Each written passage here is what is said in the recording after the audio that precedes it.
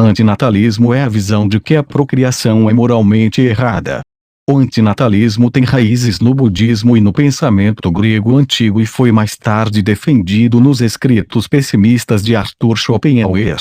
Outros filósofos desde Schopenhauer também argumentaram que deveríamos desistir de procriar. No campo da ética da procriação, o antinatalismo tem gerado debates e deliberações sérios. Muitas pessoas, porém, recusam a ideia de que trazer novas pessoas ao mundo é moralmente errado, o que não é surpreendente, dada a natureza contenciosa da posição. Como poderia a procriação, algo tão normal e de base biológica, ser antiética? Seria muito ambicioso abordar cada uma das objeções ao antinatalismo, uma vez que cada refutação merece um ensaio em si. Então, em vez disso, desejo examinar o que acredito ser um argumento particularmente pobre contra o antinatalismo. Esta é a objeção de que devemos rejeitar o antinatalismo porque apenas aqueles que estão clinicamente deprimidos podem aceitá-lo. Felizmente, é óbvio que a saúde mental do proponente do antinatalismo não afeta a verdade de seu argumento. O que é preciso explorar, entretanto, é a possibilidade de que esse tipo de ataque ad hominem, se fundado, possa na verdade e inadvertidamente fortalecer a defesa do antinatalismo, se quisermos trazer a psicologia para a equação. É preciso refutar esse contra-argumento, bem como apoiar o antinatalismo, com o conceito de realismo depressivo, que afirma que a depressão pode ajudar você a ver o mundo com mais clareza. Associar o realismo depressivo ao tipo de pessimismo filosófico defendido por Schopenhauer, usado para reforçar o antinatalismo. Antinatalismo e realismo depressivo. O principal argumento do ataque ad hominem mencionado é que não devemos levar o antinatalismo a sério porque seus proponentes podem ter um transtorno de humor que está distorcendo sua visão da realidade. Curiosamente, porém, ter algum grau de depressão pode ajudar um indivíduo a ver melhor como as coisas realmente são, o que é certamente um dos principais, se não o principal, objetivo da filosofia. Isso não quer dizer que devamos ficar deprimidos para ganhar clareza, apenas que, em casos de depressão, certos preconceitos humanos podem ser suspensos, permitindo uma sensação de realismo que antes era frustrada por tais preconceitos. O realismo depressivo é uma hipótese defendida pelos psicólogos em 1988, essencialmente afirma que a depressão pode proporcionar a um indivíduo uma visão mais precisa do mundo do que os não deprimidos. Ou nas palavras do, a depressão é uma condição médica em que você vê as coisas como elas são. Por causa da depressão, parece que melhorar a condição obscureceria a visão de uma pessoa em vez de se realinhar com a natureza da realidade, embora, como veremos, isso só possa ser verdade para alguns indivíduos algumas vezes. Em termos de evidências a favor e contra o realismo depressivo, alguns estudos de fato descobriram que os participantes deprimidos eram mais precisos em suas percepções e julgamentos do que os não deprimidos. Pessoas deprimidas podem ter uma perspectiva mais realista sobre quanto controle têm em certas situações. Pesquisas mostram uma mistura de evidências a favor e contra o realismo depressivo. Por exemplo, uma meta-análise destaca que é difícil mostrar como os resultados de estudos que apoiam o realismo depressivo se aplicam ao mundo real, devido à forma como os estudos foram concebidos. Enquanto isso, outros estudos mostraram que participantes deprimidos eram menos precisos em suas previsões sobre o futuro do que seus pares não deprimidos. É difícil ver se a preponderância da pesquisa reforça ou enfraquece a hipótese do realismo depressivo. No entanto, ainda há evidências a favor do realismo depressivo em alguns casos. A literatura científica acha que o realismo depressivo só é verdadeiro para aqueles com depressão leve a moderada e que, nesses casos de depressão, os pacientes podem julgar com mais precisão o resultado de eventos contingentes, aquelas que podem ou não ocorrer, bem como ter uma percepção mais realista de suas capacidades e limitações. Isso contrasta com os casos de depressão mais grave, em que as distorções cognitivas são pronunciadas e tornam as avaliações sobre si mesmo, os outros e o mundo imprecisas. Também se pode ver o mundo pior do que realmente é. Esse chamado realismo depressivo pode permitir que uma pessoa com depressão se desvie do otimismo de Poliana e dos óculos cor-de-rosa que nos protegem da realidade, para ver a vida com mais precisão e julgá-la de acordo. Nesse caso, o conceito de depressão pode, pelo menos em alguns casos, virar de ponta cabeça e positivamente redefinido como algo como a suspeita saudável de que a vida moderna não tem sentido e que a sociedade moderna é absurda e alienante. O otimismo de Poliana, também conhecido como viés de otimismo ou viés de positividade, é inspirado no romance Poliana de 1913. Na história, a personagem tem uma filosofia de vida baseada no que ela chama de Glade Game, que envolve encontrar algo para se alegrar em cada situação. A atitude de Poliana no romance passou a representar a tendência inconsciente que temos em relação ao positivo. Agora, certamente não sou contra adotar a atitude de tentar ver o forro de prata em qualquer situação, mas tal atitude, podemos dizer, é distinta do otimismo de Poliana, que pode ofuscar a visão de mundo de alguém.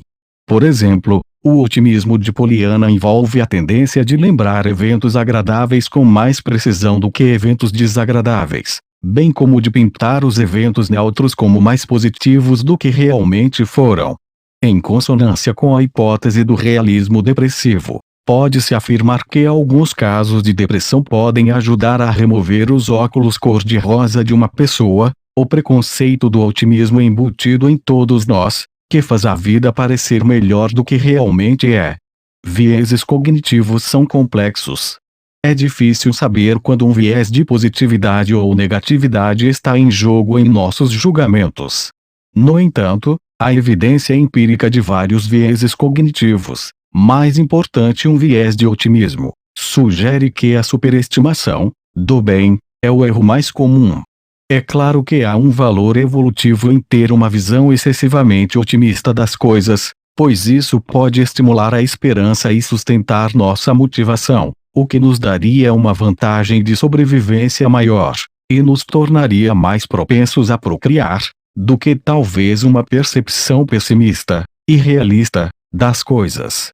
Um antinatalista deprimido, então, pode ser menos feliz do que um pronatalista não deprimido que não vê nenhum problema moral em ter filhos, mas o realismo depressivo que o antinatalista desfruta pode realmente dar-lhes melhor base para apoiar sua posição do que o pronatalista que não tem depressão ou que nunca teve depressão. Agora, o pronatalista pode alegar que qualquer antinatalista levemente deprimido é mais deprimido do que pensa que é, e portanto, seus argumentos morais sobre a procriação não devem ser confiáveis. Mas seria improvável que, de todos os antinatalistas que têm depressão clínica, todos a apresentassem em sua forma grave. Independentemente disso, o ponto crucial é que é possível que a depressão às vezes reforce o pessimismo filosófico e, por sua vez, a perspectiva antinatalista, em vez de invalidar o antinatalismo da maneira que os protonatalistas imaginam. Realismo depressivo e pessimismo filosófico. O pessimismo filosófico é a perspectiva geral que visa enfrentar as realidades desagradáveis do mundo e evitar esperanças irracionais que podem levar ao desapontamento. Os pessimistas filosóficos também podem argumentar a favor das diferenças no equilíbrio entre as coisas boas e más no mundo, com as últimas superando as primeiras. Essa linha de pensamento é frequentemente usada para defender o antinatalismo. Aqui devemos fazer uma distinção entre o pessimismo filosófico e o que podemos chamar de pessimismo disposicional, a tendência psicológica de alguém de se fixar no negativo, embora ambos os lados filosófico e emocional do pessimismo possam, é claro, acompanhar um ao outro. Há uma diferença sutil, mas crucial, no entanto, entre sempre ver o mal na vida, então o oposto do jogo da alegria de Poliana, e ver a existência como uma rede negativa, que os pessimistas filosóficos acreditam ser uma percepção precisa do mundo e da condição humana. Em alguns casos de depressão, pode haver um viés de pessimismo ou pessimismo disposicional, no qual você superestima a probabilidade de um resultado negativo, bem como amplifica experiências e emoções negativas. Mas isso pode ser diferente de outros casos de depressão, nos quais o pessimismo filosófico é um resultado, e, em tais casos, a depressão pode fornecer um suporte mais forte para as premissas do antinatalismo. Para ver como isso se mantém, precisamos dar uma olhada na relação entre pessimismo filosófico e antinatalismo. Sem dúvida, muitos antinatalistas que professam sua posição moral apelam para os sofrimentos ao longo da vida, múltiplos e profundamente desagradáveis que uma nova pessoa terá de suportar após ser trazida à existência.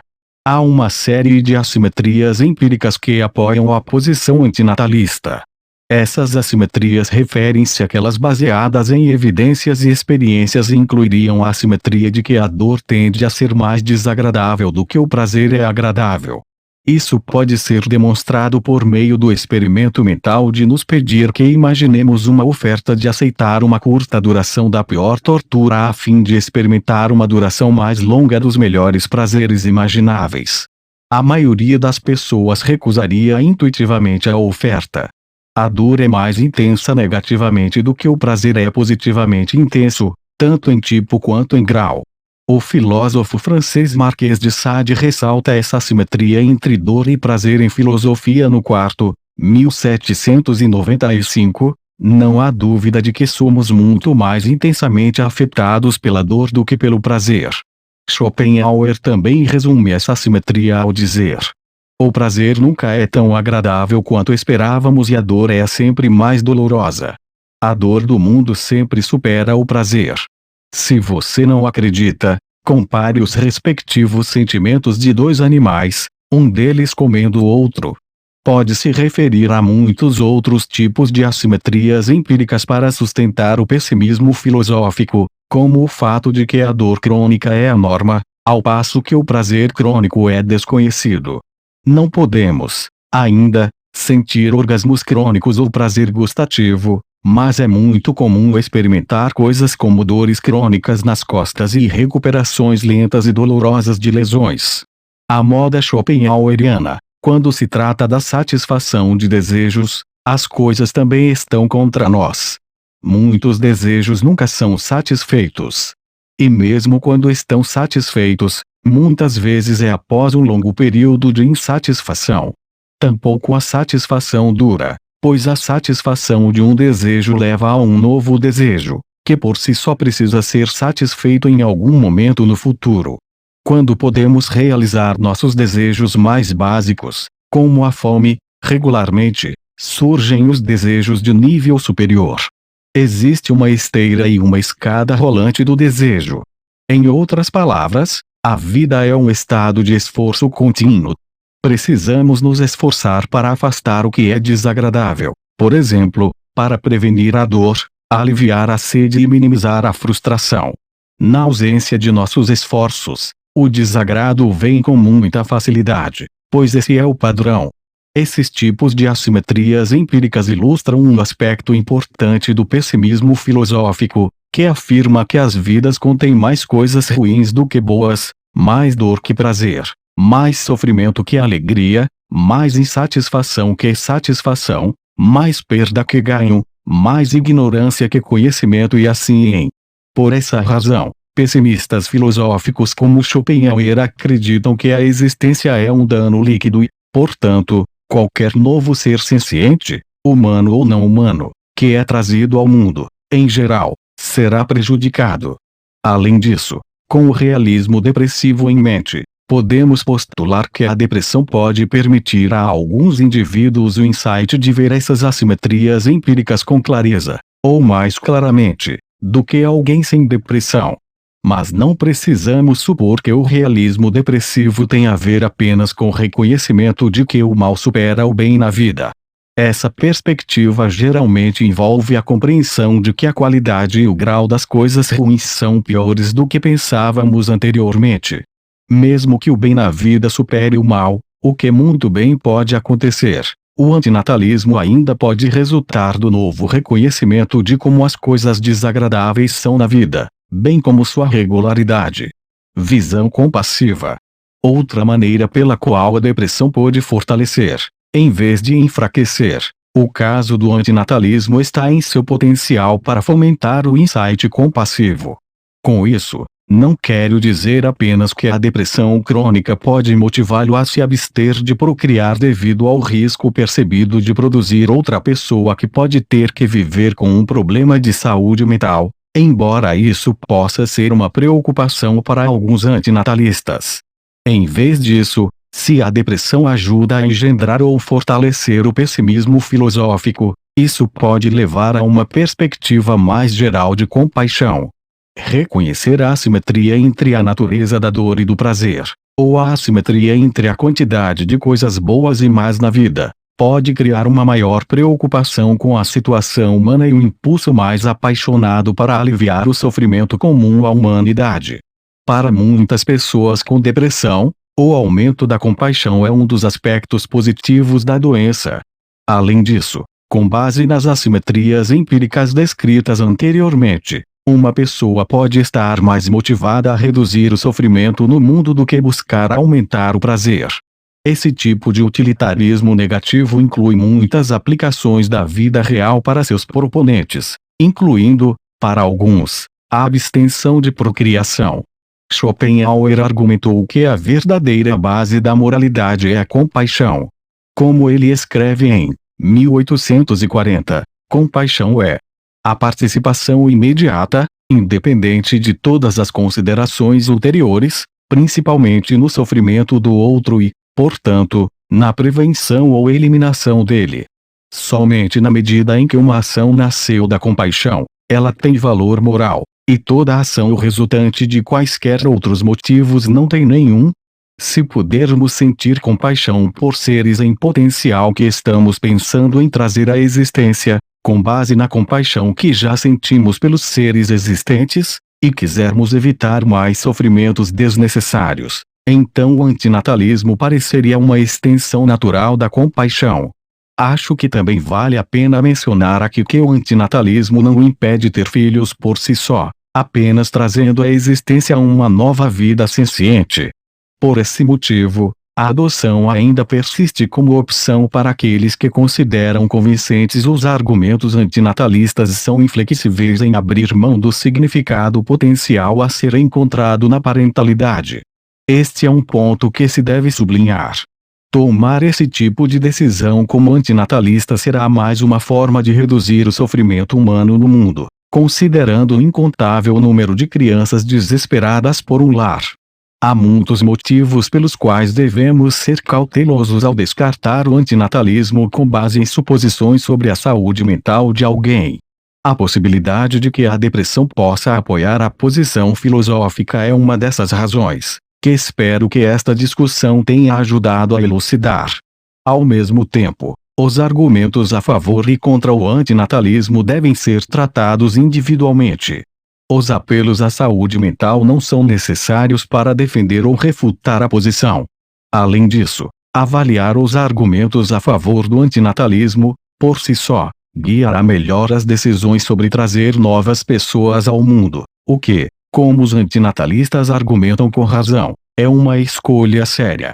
É sério, não porque afetará a vida dos pais, mas porque envolve trazer um novo ser ao mundo. Um ser senciente que provavelmente viverá mais de 80 anos de existência no planeta e na sociedade, nos estão deixando.